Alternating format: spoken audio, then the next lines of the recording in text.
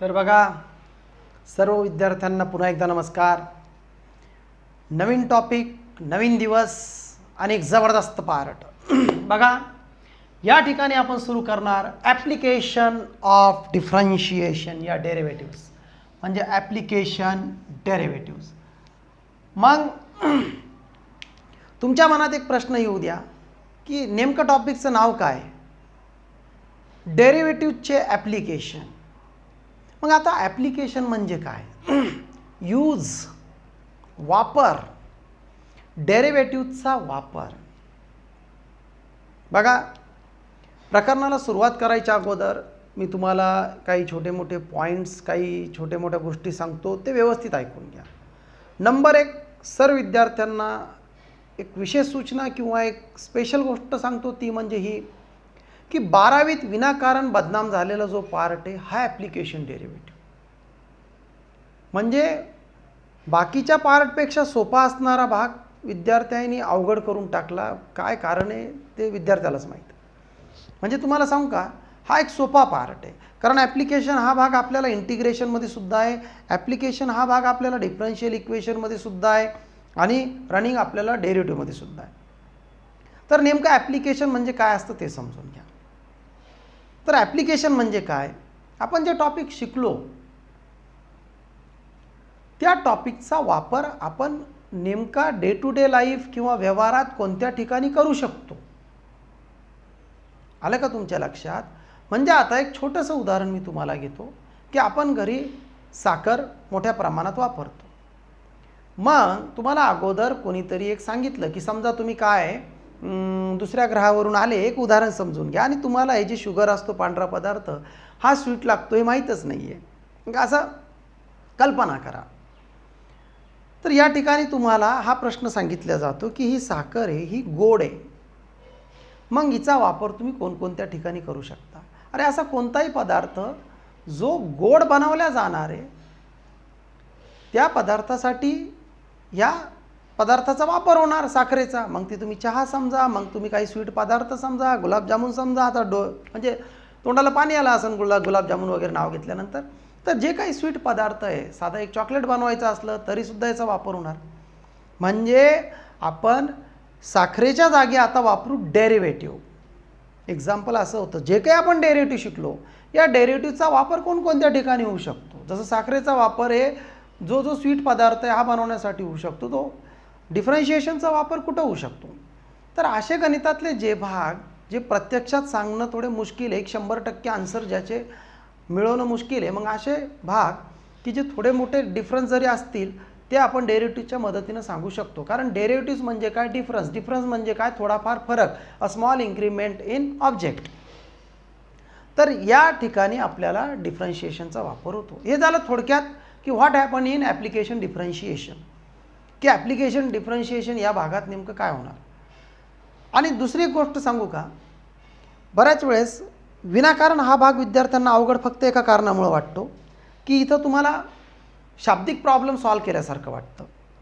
तर शाब्दिक भाग म्हणजे अवघड अशी जी डेफिनेशन आहे ती मनातून काढून टाका. उलट मी सांगू, हा भाग तुम्हाला प्रत्यक्षात समजून घेता येतो, एक प्रॅक्टिकली. तर उलट इथं तुमचा इंटरेस्ट वाढला पाहिजे. आलं लक्षात मी काय बोललो? बघा, प्रत्येक एक्सरसाइजमध्ये एक वेगळा भाग या ठिकाणी तुम्हाला ॲप्लिकेशन डिफरन्शिएशनमध्ये समजून सांगितला. एक सोपा पार्ट आहे. बिलकुल तुम्ही जर थोडाफार अभ्यास केला तर तुम्हाला इंटरेस्टिंग वाटणार, इतकंच मी सांगू शकतो. आणि लहान पार्ट आहे, जास्त तुम्हाला खूप जास्त मेहनत घ्यायची आवश्यकता नाही आहे. बघा, ॲप्लिकेशन डेरिव्हेटिव्हची जी फर्स्ट एक्सरसाइज आहे त्या फर्स्ट एक्सरसाइजमध्ये आपल्याला नेमकं काय, तर ॲप्लिकेशन डेरिव्हेटिव्हच्या फर्स्ट एक्सरसाइजमध्ये आपल्याला टँजंट आणि नॉर्मल हे दोन पार्ट आहे. टँजंट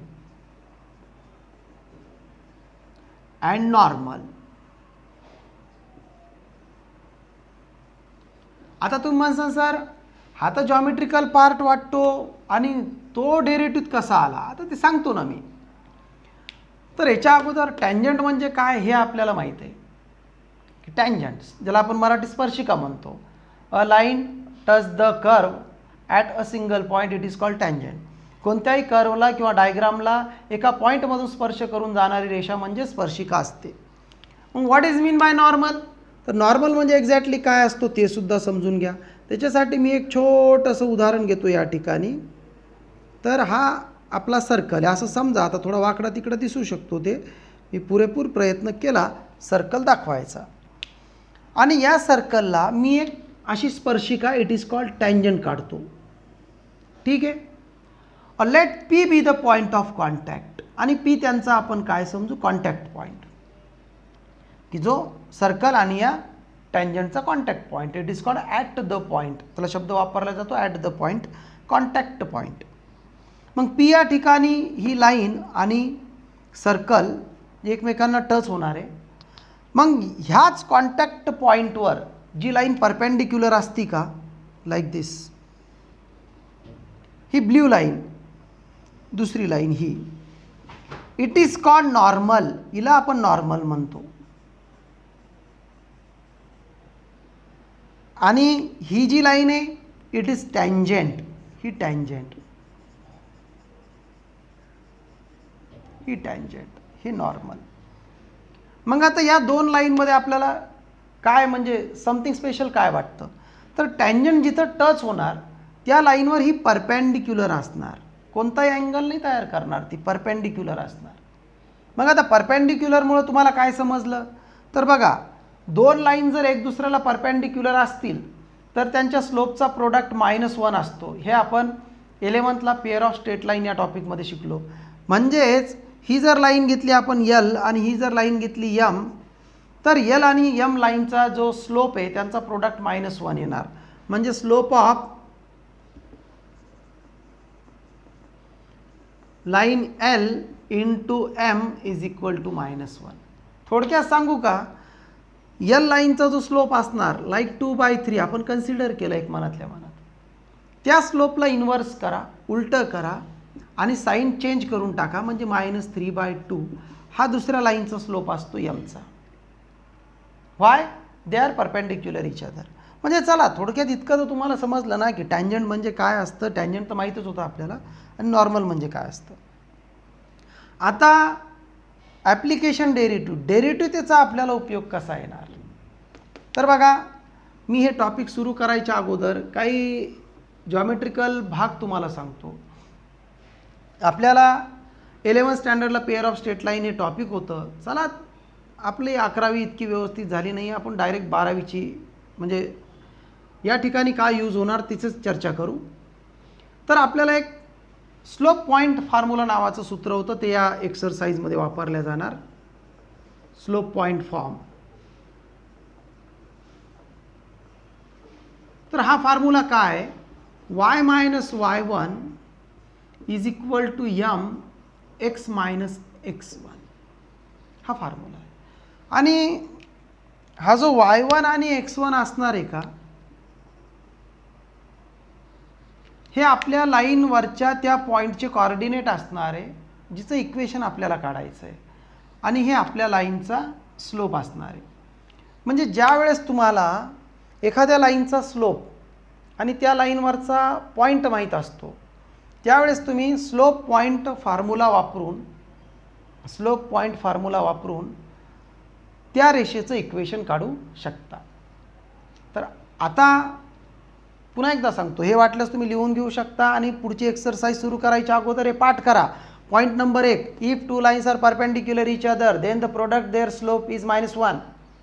ज्यावेळेस दोन लाईन एक दुसऱ्यावर परपेंडिक्युलर असतील त्यांच्या स्लोपचा प्रोडक्ट हा -1 असतो. बिलकुल मेमोराईज करून टाका, बायहार्ट करून टाका. It is called slope point formula. याला आपण स्लोप पॉईंट फॉर्म्युला म्हणतो. We have any point lies on the line and also slope of line, then we can find equation of line using slope point formula. जर आपल्याकडे एखाद्या रेषेवरचा कोणताही point आणि त्याचे coordinate जर असतील आणि त्या रेषेचा स्लोप जर आपण माहीत करत असलो किंवा आपल्याला जर स्लोप मिळाला तर आपण स्लोप पॉईंट फॉर्म्युल्याने त्या लाईनचं इक्वेशन काढू शकतो. बिलकुल मेमोराईज करून टाका हे पॉईंट. तर बघा, हे पहिलं उदाहरण. प्रश्न कसा आहे पुस्तकात आपल्याला, फाइंड द, आणि पुन्हा एकदा सांगतो टेक्स्टबुक समोर घेऊन बसा. कारण हा जो पार्ट आहे हा असा आहे की आपल्या समोर टेक्स्टबुक असणं मस्ट आहे, असलंच पाहिजे. Find the equation of tangent and normal to the falling curve. ठीक आहे, तर पहिलं इक्वेशन आहे y इज इक्वल टू, थोडं खाली लिहितो कारण त्या ठिकाणी बोर्ड थोडासा आपला ॲट. तर अगोदर तुम्ही या प्रश्नाला व्यवस्थित समजून घ्या, शब्दाकडे लक्ष द्या, मी काय बोलतो प्रश्नाला व्यवस्थित समजून घ्या की आपल्याला काय विचारलं. Find the equation of tangent and normal to the following curve. म्हणजे हे जे इक्वेशन आहे ना या ठिकाणी हे जॉमेट्रिकल एक फिगर आहे, कर्व आहे. आणि बघा पुन्हा एकदा सांगतो, 100% लक्ष समोर असू द्या, म्हणजे मी काय बोलतो या बोलण्याकडे असू द्या. तर या कर्वला ॲट द पॉईंट 0,4 या ठिकाणी एक टँजंट टच होणार आहे. तर या पॉईंटवर टच होणाऱ्या टँजंट आणि नॉर्मलचं तुम्ही इक्वेशन सांगा. समजा हा एक कर्व आहे आणि या कर्ववर या ठिकाणी 0,4 हा एक पॉईंट आहे. तर इथं जी टँजंट इथं टच होणारी टँजंट जर आपण काढली तर तिचा स्लोप काय असला पाहिजे आणि तिच्यावरच जर आपण ही नॉर्मल काढली तर नॉर्मलचं इक्वेशन काय असलं पाहिजे हे आपल्याला विचारलं. म्हणजे ह्या ब्ल्यू आणि रेड लाईनचं इक्वेशन आपल्याला विचारलं. पुन्हा एकदा रिपीट करतो मी हा प्रश्न. Find the equation of tangent and normal to the following curve. पहिलं इक्वेशन आहे x² + 2 × e⁻x+2. हा कर्व आहे ॲट 0,4 आणि 0,4 या पॉईंटवर, म्हणजे हा पॉईंट या कर्ववर असतो. 0,4 या पॉईंटवर टच होणाऱ्या टँजंटचं आणि नॉर्मलचं इक्वेशन सांगा. तर एक आपल्याला समजलं की या ठिकाणी ह्या डायग्रामला इथं टच होणाऱ्या टँजंटचं इक्वेशन आपल्याला काढायचं आहे. तुम्हाला काय करणं असतं पहा, सुरुवातीला काय करा, जे काय आपल्याला कर्वचं इक्वेशन दिलं जातं ना त्याचं डेरिव्हेटिव्ह काढा. बघा मी काय बोललो, पूर्ण एक्सरसाइज म्हणजे हे 1 ते 2 प्रॉब्लेम आहे. सुरुवातीला काय करा, त्याचा डेरिव्हेटिव्ह काढून घ्या. Differentiate with respectively to x. मग याचा डेरिव्हेटिव्ह काढला आपण. dy/dx is equal to x² derivative twice x plus हा 2 e⁻x डेरिव्हेटिव्ह e⁻x आणि या 2चा डेरिव्हेटिव्ह 0. ठीक आहे. मग हे जे कॉर्डिनेट आहे ना x, म्हणजे आता पहिला जो पॉईंट असतो हा कोणत्या अक्षावर असतो, x असतो. ते नाही का आपल्याला 9वी 10वीला सांगत होते की पहिला पॉईंट x ॲक्सिसवरचा असतो, दुसरा y ॲक्सिसवरचा. तर ज्या ज्या ठिकाणी इथं x आला ना त्या त्या ठिकाणी 0 वापरा आणि ज्या ज्या ठिकाणी इथं y आला ना त्या त्या ठिकाणी 4 वापरा. आता तुम्ही म्हणसान सर y तर इथं आलाच नाही, अरे समोर येणार ना, इथं नाही आला म्हणजे समोरच्या कोणत्याच प्रश्नात नाही, अशातला भाग नाही आहे.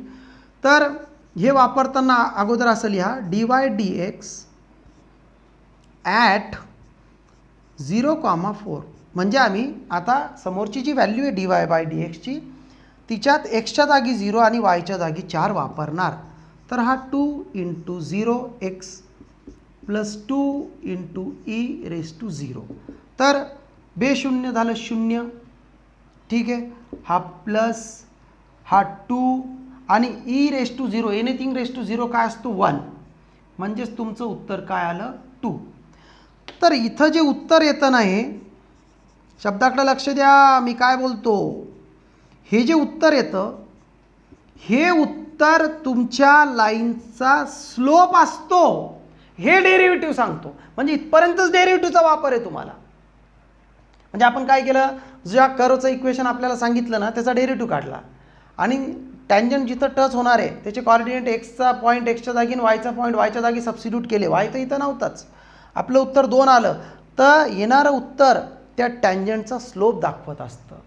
तो therefore slope of tangent at 0,4 is 2.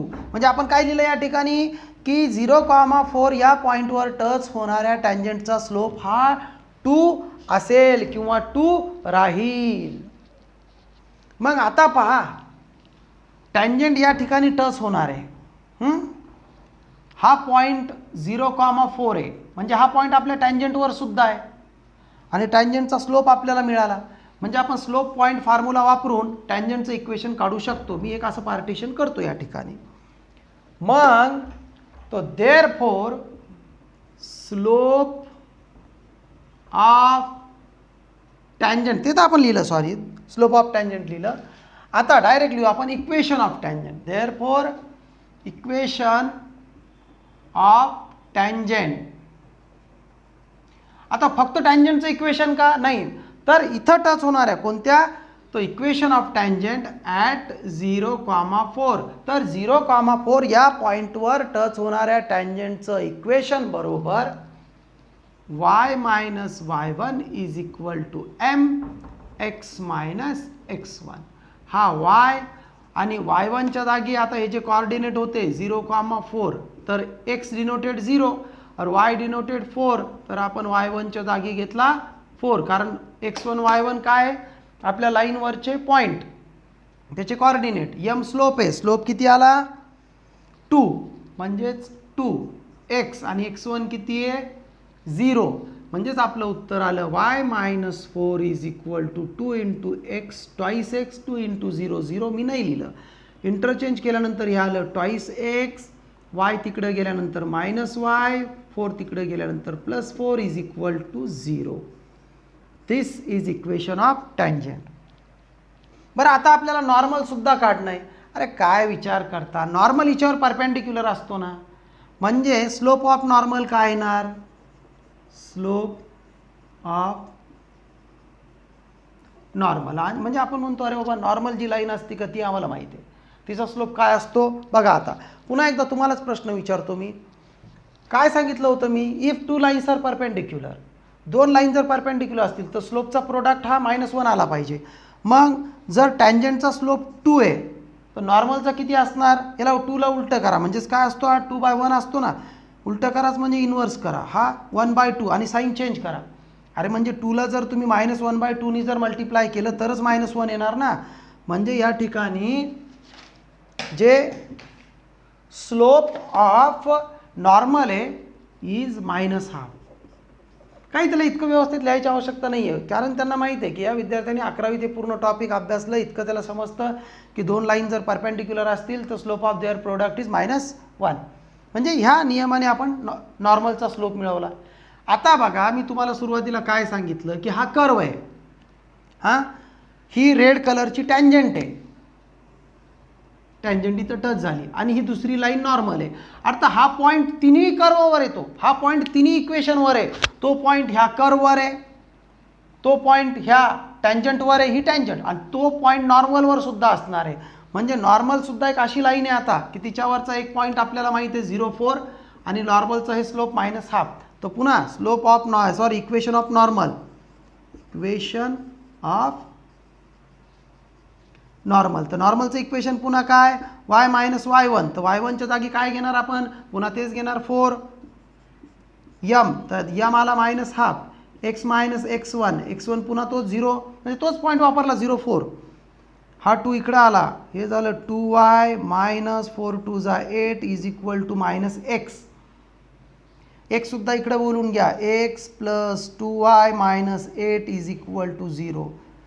हे काय झालं, टँजंट ही नॉर्मल. आणि आन्सर आल्यानंतर व्यवस्थित असा एक बॉक्स करून तुमचं उत्तर रिप्रेझेंट करा की therefore equation of tangent is twice x minus y plus 4 is equal to 0 and equation of normal is equal to x plus 2y minus 8 is equal to 0. व्यवस्थित लिहा ते, आपल्याकडे स्पेस कमी असल्यामुळे आपली ॲडजस्टमेंट झाली, तुम्ही ॲडजस्टमेंट करू नका. तर एकदम सोपा पार्ट आहे, व्यवस्थित पार्ट आहे. काय असतं समजून घ्या. तुम्हाला इथं काही कर्वचे इक्वेशन आहे, पहिलाच प्रश्न पूर्ण पार्ट समजतो, त्याचा डेरिव्हेटिव्ह काढल्यानंतर आपल्याला त्या कर्वला कोणत्या ठिकाणी टच होणाऱ्या टँजंटचं इक्वेशन काढणं आहे. ते कॉर्डिनेट त्या डेरिव्हेटिव्हमध्ये जर वापरले तर जे काही एक उत्तर येतं इन नंबर, ते अंकात उत्तर असतं, ते येणारं उत्तर ह्या टँजंटचं इक्वेशन असतं, हे पाठ करून टाका.